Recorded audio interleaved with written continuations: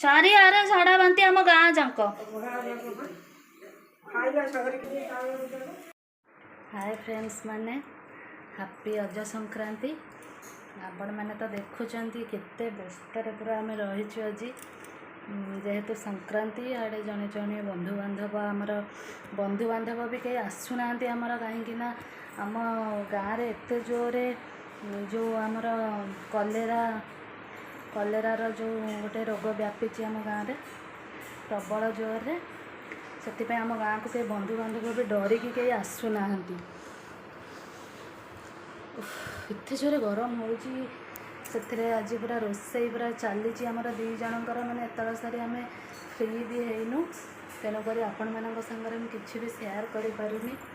ତଥାପି ଏବେ ହେଇ ରୋଷେଇ ସରିଲା, ରୋଷେଇ ସରିକି ଲୁଗାପଟା ସବୁ ତୋଳିକି ଆଣିକି ଏବେ ହେଇ ଟିକେ ଭଙ୍ଗାଭଙ୍ଗି କରିମୁ। ରୋଷେଇ ଏବେ ସରିଗଲା। ଆଜି ସଂକ୍ରାନ୍ତି ଯେହେତୁ ଆଜି ଅରୁଆ। ଚାଲନ୍ତୁ ଦେଖିବା କ'ଣ ସବୁ ହେଉଛି।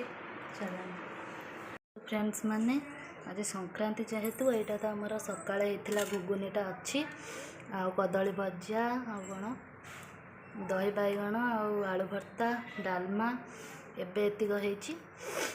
ଆଉ ଏତିକ ଆଜି ବନେଇବା ପାଇଁ ଏ ଯେଉଁ ଗରମରେ ଆମେ ପୁରା ଆଉ ଆମର ଅବସ୍ଥା ନାହିଁ। ଅଜ କରିମୁ କ'ଣ, ଆମର ତ ଏଇ ରୋଷେଇ ଘର ଅଜ ବାହାରି ପଡ଼ୁଛି, ଆଉ ରୋଷେଇ କରିମୁ ଅଜ କରିମୁ କେଉଁଠି। ଆପଣମାନେ ତ ଦେଖିଲେ ଏବେ ରୋଷେଇ ସରିଗଲା। ଆଜି ଏତେ ଗରମ ମାନେ କହିବାର କଥା ନାହିଁ। ଗରମ ପାଇଁ ବି ବେଶୀ ଲୋକ ପୁରା ଏଇ ଯେଉଁ ରୋଗରେ ପୁରା ଆକ୍ରାନ୍ତ ହେଇପଡ଼ୁଛନ୍ତି। ପୁରା ଆମ ଗାଁରେ ତ ପୁରା ବ୍ୟାପି ଗଲାଣି ରୋଗ। ଆମ ଘରଟାକୁ ଆସିନି, ଆସିଯିବ ଆଉ। ଭଗବାନଙ୍କୁ ଡାକୁଛୁ ନ ଆସୁ। ଝାଡ଼ା ହେଉଛନ୍ତି, ପୁଣି ମେଡ଼ିକାଲ ଗଲାବେଳକୁ ବେଶୀ ହେଉଛି। ଭଗବାନଙ୍କୁ ଏତିକି ଡାକୁଛୁ କେମିତି ନ ହେଉ, କେମିତି ଆମ ଘରକୁ, ଏତିକି ପ୍ରାର୍ଥନା କରୁଛୁ ସବୁବେଳେ ଭଗବାନଙ୍କୁ। ଚାଲନ୍ତୁ ଦେଖିଆ, ଖିଆପିଆ ଏବେ ଷ୍ଟାର୍ଟ ହେବ। ଏତିକ ଲୁଗାପଟା ବୋଉଙ୍କର, ମୋର, ଆମ ସାନ ଯାଆର, ସମସ୍ତଙ୍କର ଏତିକ ଲୁଗାପଟା ପଡ଼ିଛି। ଏବେ ତାକୁ ଫୋଲ୍ଡିଂ କରିକି ରଖିଦେବା। ରଖି ସାରିଲା ପରେ ଲୁଗାପଟା ଆଗେ ଫୋଲ୍ଡିଂ କରିକି ଘର ଦ୍ୱାର ସଫା ନ କଲେ ମୋ ମୁଣ୍ଡ କିଛି କାମ କରିବନି। ଚାଲନ୍ତୁ ଆଗେ ସଫାସଫି କରିଦେବା, ଏଗୁଡ଼ା ଫୋଲ୍ଡିଂ କରିକି ରଖିଦେବା ଯେଝା ଜାଗାରେ ଯେଝାକୁ। ତାପରେ ଖିଆପିଆ ଷ୍ଟାର୍ଟ ହେବ। ଆଗକୁ ଆପଣମାନେ ଦେଖି ଚାଲନ୍ତୁ କ'ଣ ହେଉଛି।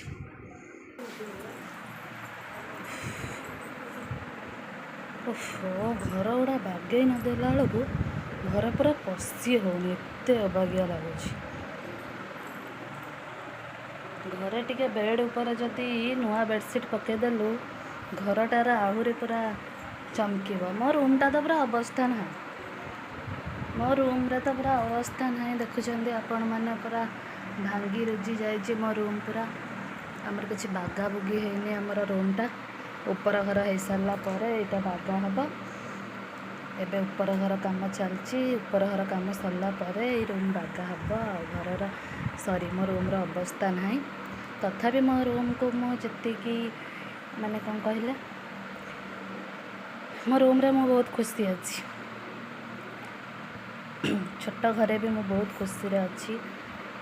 ସବୁବେଳେ ସବୁକିଛି, ସବୁ ଜିନିଷକୁ ଆଡ଼ଜଷ୍ଟ କରିବା ନିହାତି ଦରକାର। ଆଡ଼ଜଷ୍ଟ କରିପାରିଲେ ହିଁ ନିଜେ ଖୁସିରେ ରହିପାରିବ। ସବୁ ଦୁଃଖ ସୁଖ ସବୁ କିଛି ବି ଆଡ଼ଜଷ୍ଟ କରିପାରିଲେ ହିଁ ଖୁସିରେ ରହିବେ। ମୁଁ ମାନେ ସବୁବେଳେ ଯଦି ପରିବାର ଭିତରେ ହସ ଖୁସି ସୁଖ ଶାନ୍ତି ଥିବ, ମୟୂରଟା କେତେ ସୁନ୍ଦର ଲାଗୁଛି ନା ଫ୍ରେଣ୍ଡସ୍ ମାନେ ନିଶ୍ଚିତ କହିବେ। ପରିବାର ଭିତରେ ଯଦି ହସ ଖୁସି ସବୁବେଳେ ଥିବ ନା, ଯଦି ଖାଇବାକୁ ନଥାଉ, ଲଗେଇବାକୁ ନଥାଉ, ଲୁଗା ଖଣ୍ଡେ ବି ପିନ୍ଧିବାକୁ ନଥାଉ, କିନ୍ତୁ ଖୁସି ବହୁତ ଲାଗିବ। ପରିବାର ଭିତରେ ଯଦି ଏକତା ଥିବ ବହୁତ ଖୁସି ଲାଗିବ।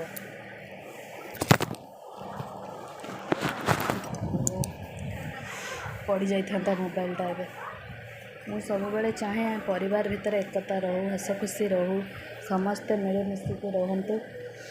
ବନ୍ଧୁ ବାନ୍ଧବ, ଘରର ପରିବାର ସଦସ୍ୟ ସମସ୍ତେ ହସ ଖୁସିରେ ଦିନ ନେଇପାରିଲେ ହିଁ ଖୁସି ମିଳେ।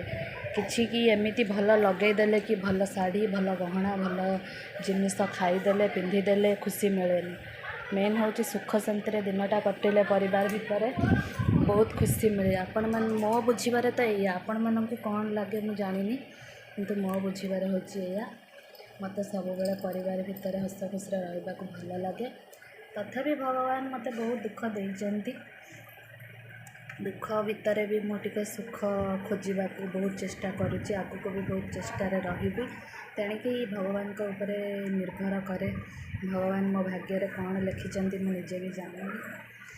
କେତେ ଖୁସି କେତେ ଦୁଃଖ ଲେଖିଛନ୍ତି ମୁଁ ନିଜେ ବି ଜାଣିନି।